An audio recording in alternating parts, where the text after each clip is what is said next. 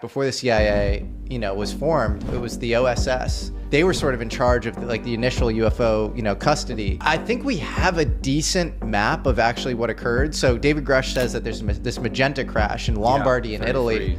I've now made the connection. James Jesus Angleton was the US OSS person involved in Italy at the time.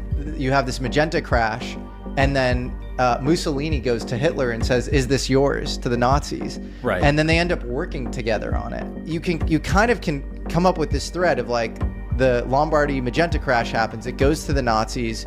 Maybe there's some custody where the Vatican is involved as well. Yeah, I've heard that from Grush. I heard that from Grush. Pope Pius XII and the Vatican were involved, back channeling it through the OSS. And then it goes over to the US, and then it's worked on at Wright Airfield. That's part of the rush to get the Nazi scientists, is to get the ones who are this deep on really exotic, flight principles and UFO stuff. We now know Hans Kammler himself, who was in charge of the blackest of the black Wunderwaffe programs for the Nazis, made his way to the US. And so you kind of have this consistent narrative of what happened with this early UFO crash.